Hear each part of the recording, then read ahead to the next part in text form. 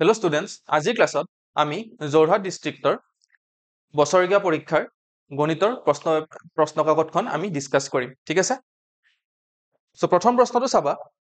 0.2% ভগ্নাংশ হ'ব ফ্ৰেকশন form of 0.2% এটা 0.2%ক যদি আমি ভগ্নাংশৰ ৰূপত নিব লাগে তেন্তে আমি কেনেকৈ নিম এটো চোৱা মই ইয়াতে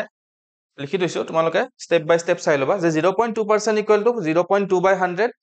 তাৰপিছত সেই দশমিকটো গুছাবৰ কাৰণে আমি কি কৰিম আমি দহেদি পূৰণ কৰিম দহেদি পূৰণ কৰাৰ লগে লগে তলতো কৰিম তেতিয়া 2/1000 হ'ব কিন্তু তোমালোকৰ ইয়াতে অপচনত 2/1000 টো নাই ঠিক আছে তো গতিকে এই প্ৰশ্নটোৰ অপচন কেইটাত অকমান ভুল আছে বুজি পাইছা এটা অপচনতো 2/1000 নাই তো গতিকে অপচন কেইটাত কিবা এটা ভুল হৈ আছে নেক্সট প্ৰশ্নটো চাও আমি এটা সমান্তৰিকৰ কালি 15 বৰ্গ সেন্টিমিটাৰ এটো বৰ্গ সেন্টিমিটাৰ আৰু ভূমি 5 সেন্টিমিটাৰ হলে সমান্তৰিকটোৰ উচ্চতা কি হ'ব The area of a parallelogram is 15 centimeter square and base is 5 centimeter. Then height of the parallelogram is. ঠিক আছে তো parallelogramটোৰ আমাক height উলিয়াব দিছে তাৰমানে উচ্চতা উলিয়াব দিছে আমি কেনেকৈ উলিয়াম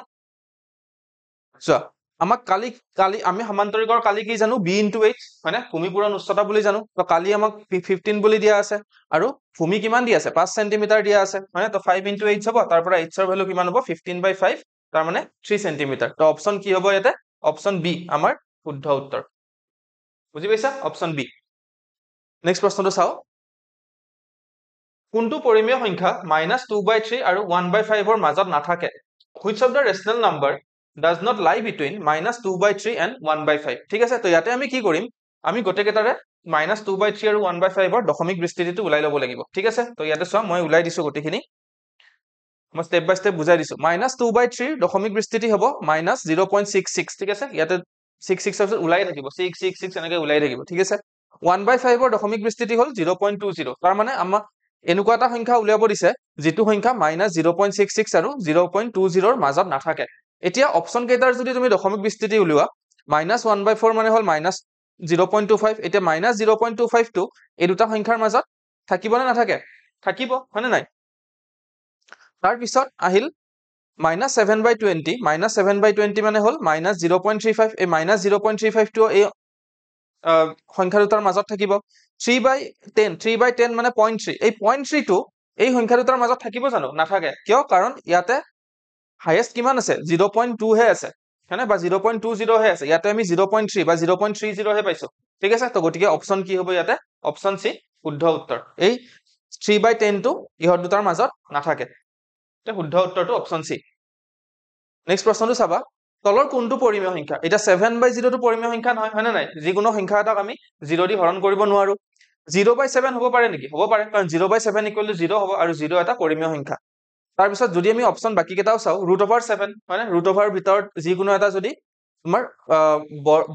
পূৰ্ণবৰ্গ নোহোৱা সংখ্যা যদি এটা আমি √ৰ ভিতৰত দি দিও তেতিয়া হলে এটো এটা পৰিমেয় সংখ্যা নহয় আৰু ইপিনে পাইটো এটা পৰিমেয় সংখ্যা নহয় ঠিক আছে তো ইয়াতে অপচন কি হ'ব অপচন হ'ব বি আমাৰ শুদ্ধ উত্তৰ নেক্সট প্ৰশ্নটো দিছে PA is probability of an event then which of the following statement is true যদি PA এটা ঘটনাৰ সম্ভাৱিতা হয় তেন্তে তলৰ কোনটো উক্তি সত্য হ'ব কোনটো হ'ব এইটো হ'ব হয়নে PA টো কি হ'ব মানে ইভেন্ট A ৰ probability 0 তকৈ ডাঙৰ বা 0 ৰ সমান হ'ব পাৰে আৰু 1 তকৈ সৰু বা 1 ৰ সমান হ'ব পাৰে হয়নে নাই তো গতিকে অপচন সি ইয়াতে আমাৰ শুদ্ধ উত্তৰ বুজি পাইছা নেক্সট প্ৰশ্নটো চাও when simplified x to the power -1 plus y to the power -1 whole to the power -1 is equal to তাৰমানে x to the power -1 plus y to the power -1 whole to the power -1 ৰ সৰল কৰিলে মান আমি কি পাম ঠিক আছে মই এটা সৰলটো কৰি দিছো চাবা x to the power -1 plus y to the power -1 whole to the power -1 মানে কি লিখিব পাৰো x to the power -1 মানে হল 1/x এটো y to the power -1 মানে হল 1/y আৰু ইপিনে whole to the power -1 আছে আকৌ এটো যদি যোগ কৰো তেতিয়া হলে লসাগু পাম আমি xy ওপৰত পাম আমি x + y আৰু আকৌ whole to the power -1 আছে whole to the power -1 থকা মানে কি এটো উলটি যাব মানে ৰেচিপ্ৰকেল হ'ব মানে প্ৰতিক্ৰম হৈ যাব তেতিয়া উত্তৰ তুমি কি পাম xy/x + y তো গতিকে অপচন সি আমাৰ শুদ্ধ উত্তৰ নেক্সট প্ৰশ্নটো the point of the form a, a where a is not equal to 0 lies on ঠিক আছে a, a আৰ্হিৰ বিন্দুটো নিহিত হৈ আছে যত a টো 0 ৰ সমান নহয় যদি a, a বিন্দুটো থাকে তেতিয়া হলে a, a মানে কি যে বিন্দুটোৰ দুটা x স্থানাংক আৰু y স্থানাংক সমান হয়নে আৰু x স্থানাংক আৰু y স্থানাংক যদি সমান হয় তেন্তে তেন্তে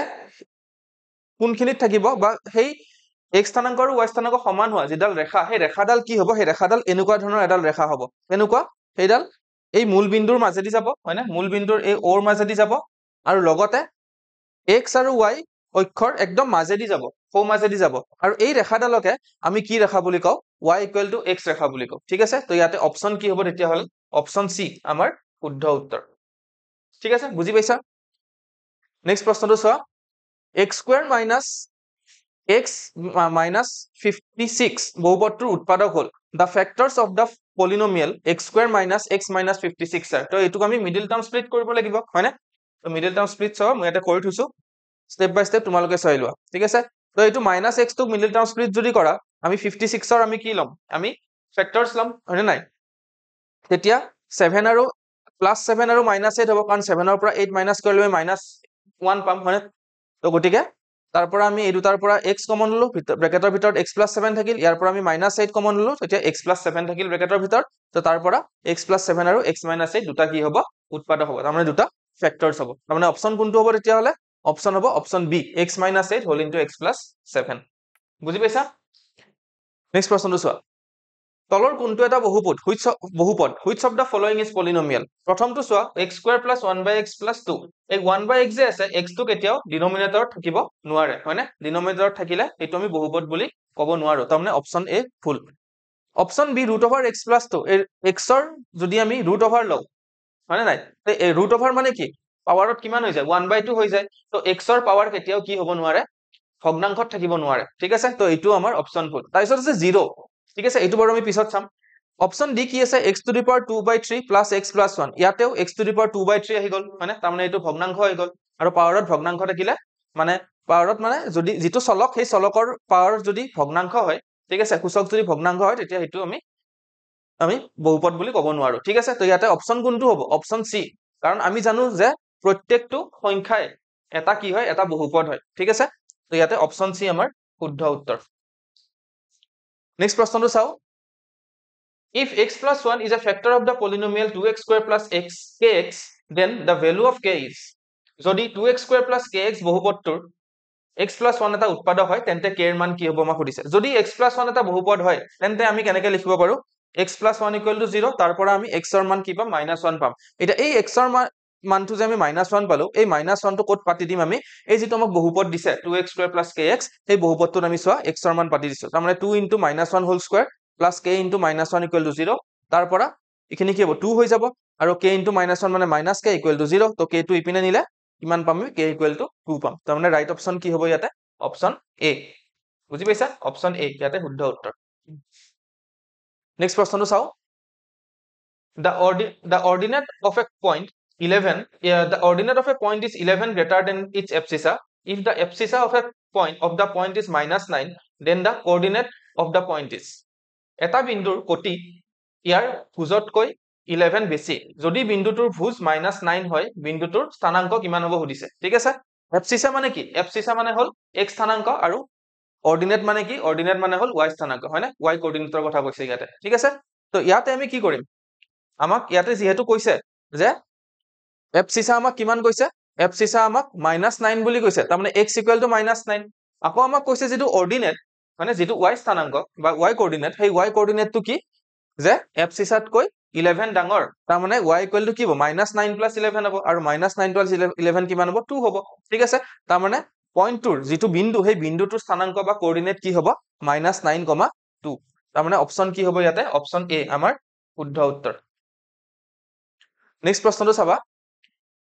under what condition the graph of ax + by + c = 0 passes through the origin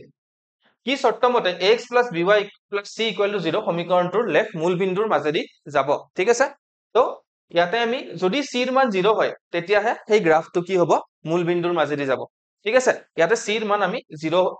0 ল'ব লাগিব তেতিয়া সেই গ্ৰাফডাল কাৰ মাজেদি যাব মূল বিন্দু মানে অৰিজিনৰ মাজেদি যাব ঠিক আছে তো ইয়াতে অপচন বি শুদ্ধ উত্তৰ c = 0 নেক্সট প্ৰশ্নটো চাও the graph of the linear equation x + y = 4 intersects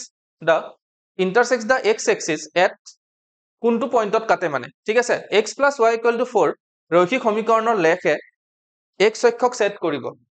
তো এতিয়া আমি যদি সেই লেগডালে x অক্ষক সেট কৰে ঠিক আছে এইডাল লেগ ঠিক আছে ধৰা হল এনেকুৱাকে আছে এইডাল লেগ ধৰা হল আৰু এই লেগডালে কি কৰিছে x অক্ষক ইয়াতে সেট কৰিছে এটা সেই x অক্ষক যেটো বিন্দুত সেট কৰে সেই বিন্দুটোৰ y স্থানাংক কি হ'ব 0 হ'ব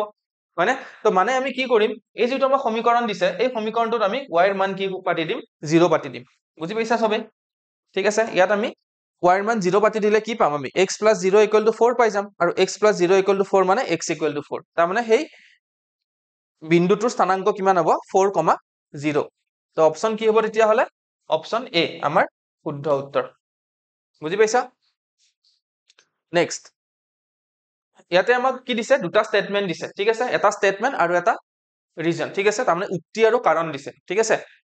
স্টেটমেন্ট তো কি দিছে আমাক চাবা তাৰ মানে assertion দিছে আমাক assertion তো দিছে two lines that are parallel to one line are parallel to each other অসমীয়াত পঢ়ি দিছো মই এডাল ৰেখাৰ সমান্তৰালকৈ সমতলত থকা দুডাল পৰস্পৰ সমান্তৰাল ঠিক আছে তাৰ মানে আমাক কি কৈছে যে এই ৰেখা দুডাল আগতে আমাক কি বুলি কৈছে সমান্তৰাল বুলি কৈ দিছে এতিয়া আমি 3 নম্বৰ ৰেখাডাল অঙ্কন কৰিছো এই 3 নম্বৰ ৰেখাডাল যদি দ্বিতীয় ৰেখাডালৰ যদি সমান্তৰাল হয় তেন্তে এই 3 নম্বৰ ৰেখাডাল প্ৰথম ৰেখাডালৰো কি হ'ব সমান্তৰাল হ'ব এটো হ'বই হয়নে তোমালোকে এটো উপবাদ্য পাইছা ঠিক আছে তাৰ পিছত তাৰ মানে আমি কি পালো উক্তিটো শুদ্ধ তাৰ মানে assertionটো আমাৰ কাৰেক্ট হয় এতিয়া ৰিজনটো আমাক কি দিছে চাবা দুডাল সমান্তৰাল ৰেখাৰ মাজৰ লম্ব দূৰত্ব সদায় ধ্ৰুৱক the perpendicular distance between the two parallel line is always constant হেইটো শুদ্ধ কাৰণ যেতিয়া আমি parallel line দুডাল ড্ৰ কৰো তেতিয়া হলে parallel line দুডাল আমি কেনেকৈ ড্ৰ কৰো বা parallel line দুডাল লাইন parallel হোৱাৰ কন্ডিশনটো কি হয় হিয়তৰ মাজৰ ডিসটেন্সটো কি থাকিব লাগিব সদায় সেম থাকিব লাগিব আৰু ডিসটেন্স মানে হল পাৰপেন্ডিকুলাৰ ডিসটেন্স ঠিক আছে তো গটিকে ইয়াতে assertion আৰু ৰিজন দুটাই কাৰেক্ট হয় আৰু লগতে যেটো ৰিজন হয় সেই ৰিজনটো কি হয় ইয়াৰে তোমাৰ কাৰেক্ট এক্সপ্লেনেশন হয় assertion টো তাৰ মানে ইয়াতে অপচন এ শুদ্ধ ঠিক আছে অপচন এটো আমাক কি দিয়া আছে এটো চোৱা যে দুয়োটা এ আৰু আৰ শুদ্ধ আৰু আৰ এ শুদ্ধ ব্যাখ্যা কৰিছে ঠিক আছে অপচন এ আমাৰ ইয়াতে শুদ্ধ উত্তৰ নেক্সট প্ৰশ্নটো চাও ৰিফ্লেক্স এংগল ইজ এটা প্ৰবৃদ্ধ কোণ বা ৰিফ্লেক্স এংগল মানে কি 180 তকৈ ডাঙৰ আৰু 360 তকৈ সৰু হ'ব তাৰ মানে এটো কি হ'ব অপচন সি more than 180 তকৈ বেছি অপচন সি আমাৰ শুদ্ধ উত্তৰ ঠিক আছে নেক্সট 90 ডিগ্ৰী মাইনাস a এৰ পূৰক কোণটো কি হ'ব ঠিক আছে যদি আমি সেই 90 ডিগ্ৰী মাইনাস a এৰ যেটো পূৰক কোণ সেই পূৰক কোণটোক যদি মই b বুলি কও তেতিয়া হলে এইটো কোণ আৰু সেই b কোণটো যোগ কৰিলে আমি কিমান পাম আমি 90 ডিগ্ৰী পাব লাগিব কাৰণ দুটাই কি হয় পূৰক কোণ হয় তাৰ মানে কমপ্লিমেন্টাৰী এংগল হয় দুটাই ঠিক আছে তো ইয়াতে মই কৈ দিছো চাবা যে যদি মই সেই এংগলটোক যেটো আমাক কোণ উলাব দিছে সেই কোণটোক যদি b বুলি লও তেন্তে 90 minus a plus b equal to আমি 90 ডিগ্ৰী পাম তাৰ পৰা 90 কাটা গল আৰু যদি আমি এই মাইনাস a টোক যদি মই রাইট হ্যান্ড সাইড লৈ আনো তেতিয়ালে আমি কি পাম b equal to a তাৰ মানে a ডিগ্ৰী তাৰ মানে আমি যেটো আমাক পূৰক কোণ উলিয়াব দিছিল এটোৰ মান কি হ'ব তেতিয়া হলে a ডিগ্ৰী পাম ঠিক আছে তাৰ মানে অপচন ইয়াতে সি শুদ্ধ উত্তৰ আমাৰ নেক্সট প্ৰশ্নটো চাবা the angles of a triangle are in the ratio 2:4:3 the smallest angle of the triangle is এটা ত্ৰিভুজৰ কোণ কেইটাৰ অনুপাত 2:4:3 হলে আটাইতকৈ সৰু কোণটো কি হ'ব যদি এনেকৈ ৰেশিও দিয়া থাকে তেন্তে আমি কি কৰিম গটিকেটা কোণকে আমি লগতে আমি x এটা ধৰি লম ঠিক আছে তাৰ মানে এনেকুৱা হ'ব যে কোণ কেইটা হল 2x 4x আৰু 3x আৰু আমি জানো যে এটা ত্ৰিভুজৰ গটিকেটা কোণ যোগ কৰিলে কিমান হয় 180 হয় তাৰ পৰা আমি এটা যোগ কৰে 9x = 180 তাৰ পৰা x ৰ মান আমি 20 ডিগ্ৰী পালো মানে এই 2x 3x আৰু 4x ৰ কোনটো সৰু কোণ হ'ব সবতছে 2x টো হ'ব সৰু কোণ মানে তো 2x ৰ ঠাইত আমি x ৰ মান 20 পালো তাৰ মানে 2 * 20 = কিমান পালো আমি 40 ডিগ্ৰী তাৰ মানে সৰু কোণটো কিমান 40 ডিগ্ৰী অপচন ডি আমাৰ শুদ্ধ উত্তৰ বুজি পাইছা নেক্সট প্ৰশ্নটো চাবা how many corresponding angles are obtained in the transversal of two parallel lines ঠিক আছে দুডাল সমান্তৰাল ৰেখাৰ তীৰ্থকৰ দ্বাৰা কিমানটা অনুৰূপ কোণ পোৱা যাব দুডাল সমান্তৰাল ৰেখাক যদি এডাল তীৰ্থকে সেট কৰে তেতিয়া হলে আমি কেইটা অনুৰূপ কোণ পাও চাৰিটা পাও এইটো চোৱা এই এটা জোৰ তাৰ পিছত এই দুটা আকৌ ইপিনে তিনটা আৰু এইটো চাৰিটা ঠিক আছে চাৰিটা আমি কি পাও পূৰক কোণ পাও তাৰ মানে আমি corresponding angle চাৰিটা পাও অপচন ইয়াতে হ'ব সি next to the perimeter of a equilateral triangle is 24 meter then the area of the triangle is এটা সমবাহু ত্ৰিভুজৰ পৰিসীমা 24 মিটাৰ হলে ত্ৰিভুজটোৰ কালি কিমান হ'ব এতিয়া সমবাহু ত্ৰিভুজ মানে হল গোটেইকেইটা বাহুৰ সমান হয়নে নাই তাৰমানে পৰিসীমাটোৰ পৰা পেৰিমিটাৰৰ পৰা আমি সেই বাহুৰ দৈৰ্ঘ্যটো উলিয়াব পাৰো হয়নে তাৰমানে যদি আমি গোটেইকেইটা বাহুকে তাৰমানে গোটেইকেইটা সাইডকে আমি যদি a বুলি লৈ লওঁ তেতিয়ালে a + a ইকুৱেল টু কিমান হ'ব 24 হ'ব ঠিক আছে তাৰ পৰা 3a ইকুৱেল টু 24 এৰ মান আমি কিমান পালো 8 পালো আকৌ সমবাহু ত্ৰিভুজৰ যেটো কালি সেই কালিটো আমি কি বুলি জানো √3/4 a স্কয়াৰ তাৰমানে a ঠাইত মই ডাইৰেক্টলি 8 স্কয়াৰ তাৰমানে 8 * 8 লিখি দিছো তাৰ পৰা কাটাকাটি কৰিলে কিমান হ'ব 4 দি 8ক কাটিলে 2 হ'ব 2 8 * 16 তাৰমানে 16 √3 মিটাৰ স্কয়াৰ বুজি পাইছা তাৰমানে ত্ৰিভুজ ABC ৰ বা যিটোৱে ত্ৰিভুজ দিছে সেই ত্ৰিভুজটোৰ এৰিয়া কিমান হ'ব 16 √3 মিটাৰ স্কয়াৰ তো অপচন হ'ব ইয়াতে অপচন বি শুদ্ধ উত্তৰ নেক্সট প্ৰশ্নটো চাবা if the sides of a triangle are double then the area of the triangle is যদি এটা ত্ৰিভুজৰ বাহুবোৰ দুগুণ কৰা হয় তেন্তে ত্ৰিভুজটোৰ কালি চোৱা এটা ত্ৰিভুজৰ বাহুবোৰ যদি আমি দুগুণ কৰি দিও তেতিয়া হলে কি হ'ব এই ত্ৰিভুজটোৰ কালিটো 4 গুণ হৈ যাব কাৰণ কালিৰ ক্ষেত্ৰত কি হয় সদায় আমি স্কয়াৰত লও মানে নাই কালিৰ ক্ষেত্ৰত সদায় স্কয়াৰত লও ঠিক আছে যেহেতু বাহুবোৰ দুগুণ হৈ গল হয়নে বাহুবোৰ যেহেতু দুগুণ হৈ গল তাৰ মানে কালি কি হৈ যাব তেতিয়া হলে তাৰ সেই 2 ৰ স্কয়াৰ তাৰ মানে 2 2 কিমান 2 স্কয়াৰ কিমান 4 তাৰ মানে এটো কি হ'ব 4 গুণ হ'ব বুজি পাইছা তো অপচন ডি ইয়াতে শুদ্ধ উত্তৰ ঠিক আছে আমি 20 নম্বৰ প্ৰশ্নলৈকে ইয়াতে কৰিলো ঠিক আছে ইউটিউবত আমি 20 নম্বৰ প্ৰশ্নলৈকে কৰিলো যেহেতু গোটেইখিনি প্ৰশ্ন কৰিলে বহুত দীঘল হৈ যাব ভিডিওটো বাকি 21 নম্বৰ কোৱেশ্চনৰ পৰা তোমালোকে আমাৰ জ্ঞানবান্দা এপত পাবা আৰু জ্ঞানবান্দা এপটো তোমালোকে ডাউনলোড কৰিবৰ কাৰণে জাস্ট গুগল প্লে ষ্টৰত জ্ঞানবান্দা বুলি সাৰ্চ কৰিবা তাৰপিছত তুমি জ্ঞানবান্দা এপটো ডাউনলোড কৰি তাতে ৰেজিষ্টাৰ কৰিবা আৰু তাৰ পিছত এই কোৱেশ্চন পেপাৰখনৰ বাকি 21 কোৱেশ্চন নম্বৰৰ পৰা যিখিনি কোৱেশ্চনছ হ'ব সেই কোৱেশ্চনছখিনি তোমালোকে জ্ঞানবান্দা এপত পাবা